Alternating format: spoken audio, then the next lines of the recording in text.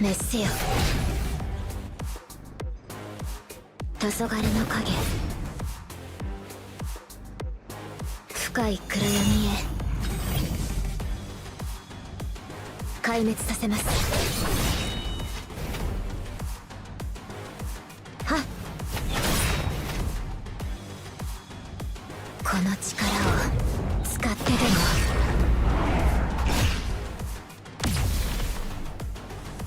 難聴の月光よ、すべての浮上を殲滅せよ。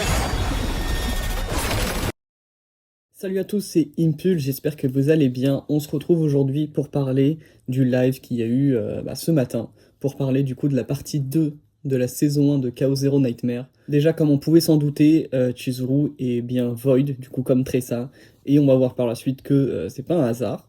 Donc voilà le fond d'écran pour le lobby à partir du niveau 7 du coup d'affinité avec Chizuru, donc pour ceux qui étaient intéressés.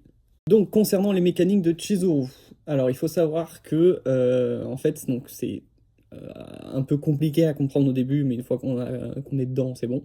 En fait, avec une carte qui s'appelle Karmic Flames, elle va appliquer des Cursed Shackles. Et du coup, les alliés qui vont attaquer l'ennemi qui possède c'est une sorte de debuff en fait. Donc quand les alliés vont attaquer cet ennemi, Chizuru elle va gagner des Will-O-Wisp. Voilà. Donc à 5 Will-O-Wisp, elle va créer une carte qui s'appelle Shadow of the Moon. Et donc cette carte, Shadow of the Moon, elle a un effet qui s'appelle Bind. Donc en gros, toutes les cartes Shadow of the Moon que vous allez créer, que vous aurez dans votre main, elles vont se fusionner et à chaque fois pour donner un effet plus puissant. Donc voilà, plus elle a un niveau de bind élevé, plus elle va faire de dégâts. Et aussi, donc plus une carte a un nombre d'attaques élevé, donc si elle fait 3 attaques par exemple, elle va créer plus de Will-O-Wisp. Donc, ce qui est très intéressant, avec Tressa par exemple, qui a des cartes qui font, je crois, 2 hits, et surtout qui a des cartes, beaucoup de cartes d'attaque qui coûtent 0 avec toutes ces dagues. Et donc c'est très intéressant parce que ça va pouvoir me permettre de monter beaucoup plus vite du coup les Will-O-Wisp de Chizuru pour créer encore plus de Shadow of the Moon. Voilà.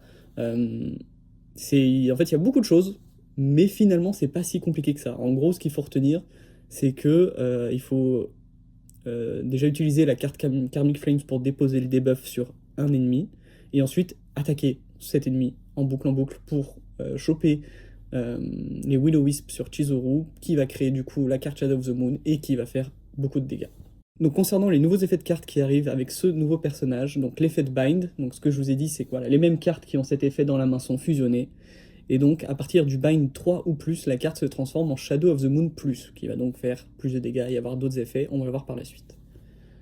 Le stack se reset du coup quand on utilise la carte, et on peut stacker jusqu'à 5 max. Donc, donc ça va être bind plus 5 en gros. On a l'effet Inhibit. Donc Inhibit, c'est impossible de gagner des AP par les effets. C'est seulement au début de tour ou quand on break l'ennemi. Mais par contre, ça donne un hit supplémentaire à Shadow of the Moon. Donc c'est intéressant. Par contre, ça va limiter l'utilisation de Mika. Enfin, en tout cas, on pourra toujours utiliser Mika pour le heal, mais ça va la limiter pour le gain des AP. Ça, c'est sûr. Donc ensuite on a Cursed Shakers. Donc quand un allié utilise une carte d'attaque autre qu'une carte Bind sur un ennemi touché par ce malus, Chizuru elle va gagner un Will-O-Wisp, et c'est applicable sur une seule cible à la fois par contre. Donc voilà, s'il y a plusieurs ennemis en face, il faut vraiment cibler celui qu'on veut. Si on l'applique sur un autre, du coup le premier perd le malus et c'est le deuxième du coup qui le gagne. Et enfin Will-O-Wisp, ce qu'on parle depuis le début, donc ça crée une carte Shadow of the Moon après 5 stacks, et ça se réduit de 5 ensuite. Voilà. C'est pas très compliqué. Ensuite, les cartes de Chizuru. Donc, on peut voir qu'on en a deux cartes d'attaque de base qui font 60% x 2 damage. Voilà. Une carte de shield. Une carte initiation qui a 100% damage et qui applique un Cursed Shackles. Donc, c'est la carte que je vous ai dit. Et si la cible est déjà sous Cursed Shackles, ça ajoute un hit. Voilà. On a ensuite Tsukuyomi qui fait 2 Will-O-Wisp pour chaque hit de la prochaine carte d'attaque. Donc c'est très intéressant et j'ai repéré voilà, des petits combos qui peuvent être intéressants. Ensuite, l'upgrade, du coup, Bond at Dusk.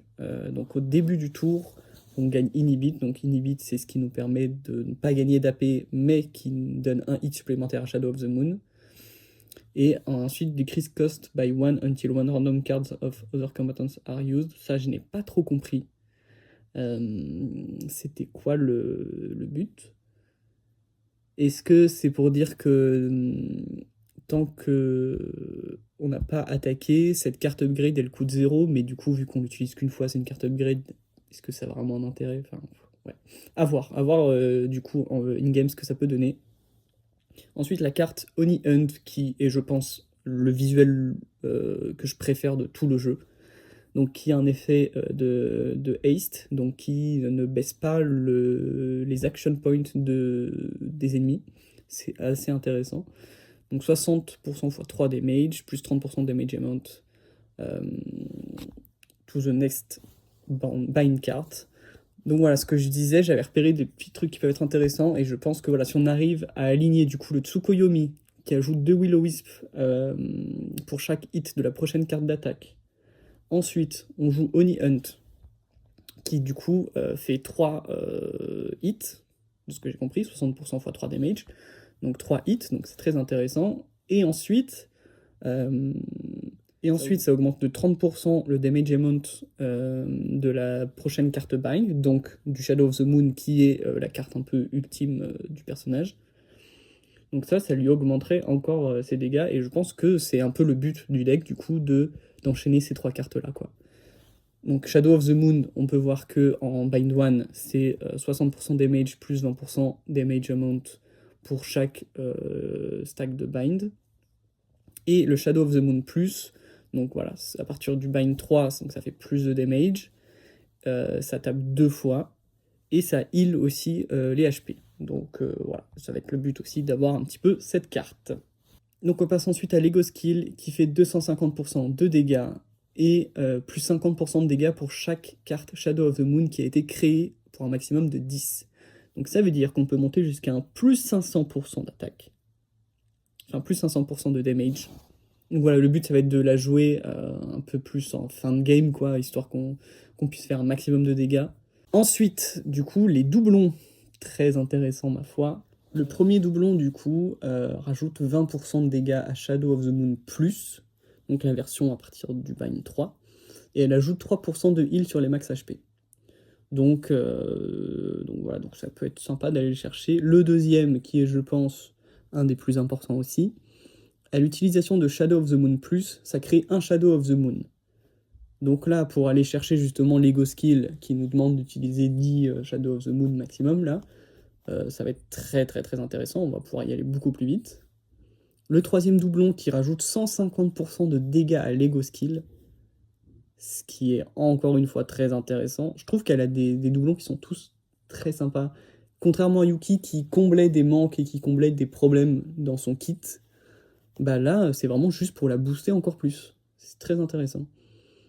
Le quatrième doublon du coup, quand Shadow of the Moon est créé, ça gagne un Lunar Shard. Et Lunar Shard, en gros, ça rajoute 10% de dégâts aux cartes attaques de Chizuru pour un maximum de 3 stacks. Le cinquième doublon, c'est plus 3 dans l'arbre de talent pour les cartes basiques, uniques et communes. Voilà, la classique, il n'y a que ça dans tous les arbres. Enfin, dans tous les doublons. Et la sixième carte, quand Lunar Shard est stack à 3, ça augmente le nombre de hits de Shadow of the Moon de plus 1. Donc, ensuite, son partenaire Itsuku. Donc Itsuku, son passif, l'attaque du combattant assigné est augmentée de 8 à 16%, ça dépend du coup de votre doublon. Donc à 0, on va dire, ça sera 8%. À chaque fois qu'une carte du combattant va stack, ça va augmenter les dégâts des cartes d'attaque de 5 à 10% maximum. Donc ça sera 5% pour le tiers 0, et ça peut stacker jusqu'à 3 fois, donc entre 15 et 30%. À chaque fois qu'une carte d'attaque du combattant inflige 3 hits, ça inflige 30 à 60% de dégâts fixes à la cible, donc 30% en 0.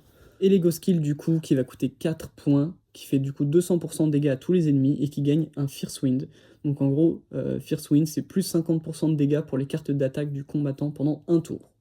Les teams, comme je vous ai dit, Tressa, très forte avec elle, vu qu'elle va avoir beaucoup de Shadow Dag qui ont un coût de 0.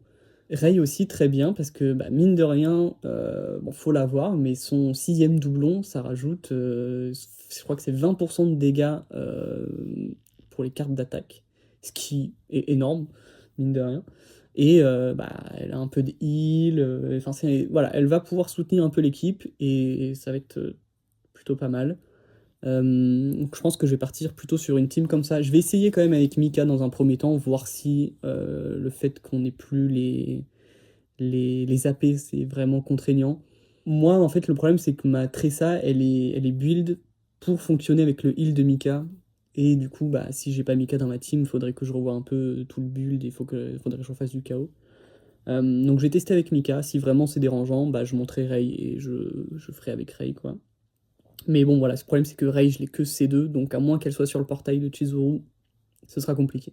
Ensuite, du coup, on a la story du chapitre 7 qui arrive, et on va avoir aussi la partie 2 du story event de l'événement en cours, du coup, de la saison 1. Donc closure, ça diminue le nombre de cartes piochées de 1. Par contre, au début du tour, on va piocher une carte d'attaque et on va augmenter les dégâts de 20% de cette carte jusqu'à ce qu'on l'utilise. Donc ce qui peut être très intéressant aussi. Et enfin, libération, au début du combat, ça crée 2 cartes ambush. Donc j'ai regardé, ambush c'est 80% de dégâts, et si on inflige un ravage, du coup si on break l'ennemi, on reprend la carte du cimetière dans la main. On a aussi du coup un nouveau boss caché, donc en choisissant certaines phrases dans des événements, certains dialogues, voilà.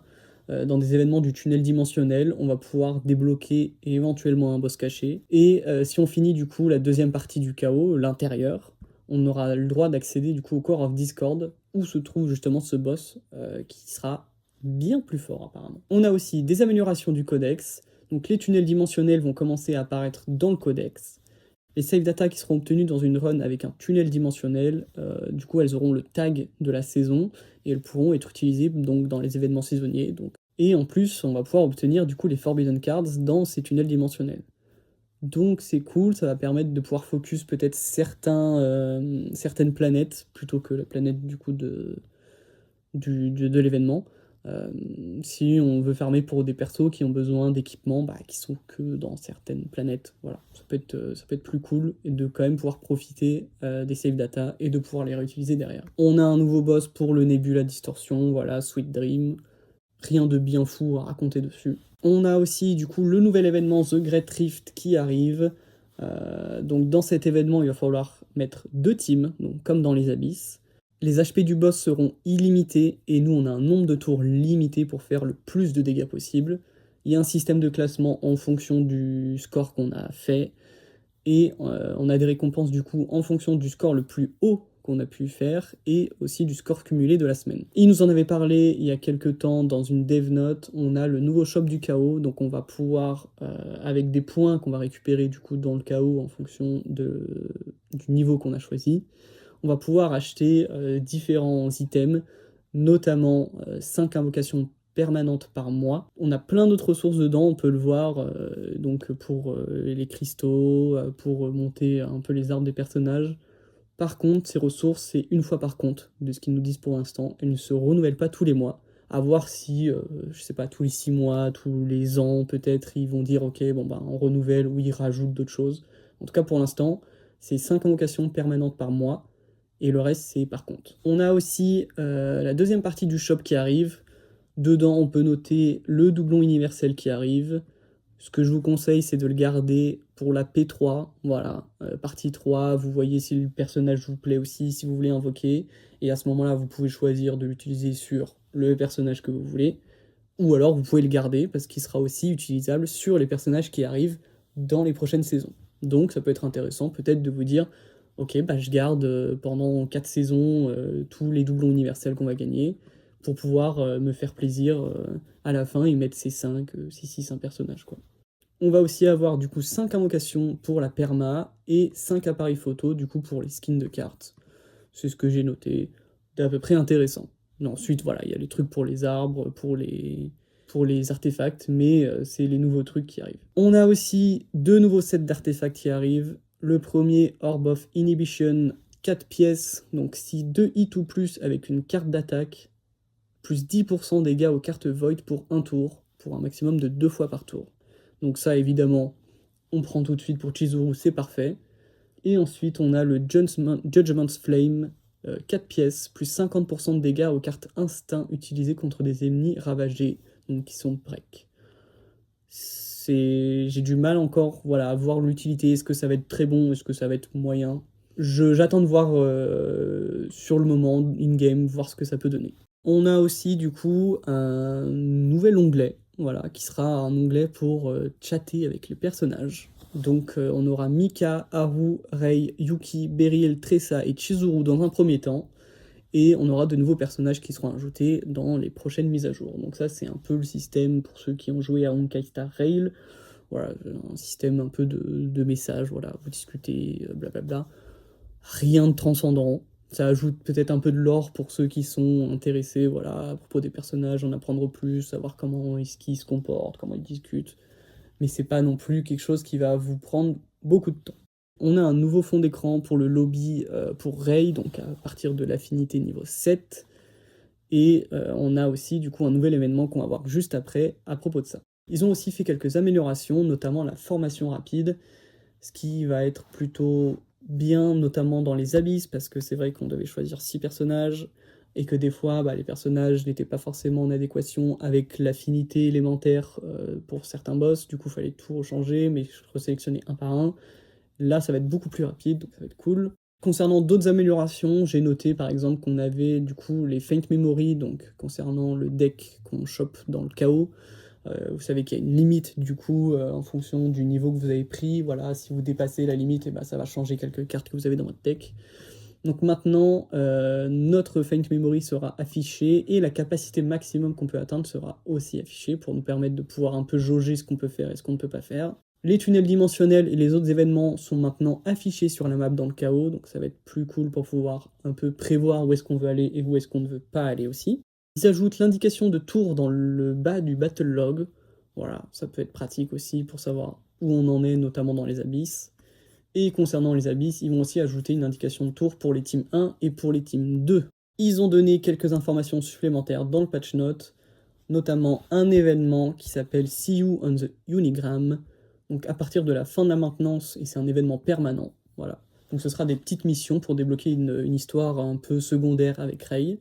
Donc je vous laisse afficher les quelques missions si jamais vous voulez regarder ça. On va avoir un peu de cristaux, je crois que j'ai compté, c'était à peu près 70 cristaux, ce qui n'est pas énorme, mais bon. On a aussi un nouveau login event, donc du 3 décembre au 14 janvier 2026. Donc voilà, vous avez 21 récompenses à récupérer entre le 3 décembre et le 14 janvier 2026. Notamment, j'ai noté 300 000 units, 3 Tear of God, donc ça c'est ce qui vous redonne un peu de la CT.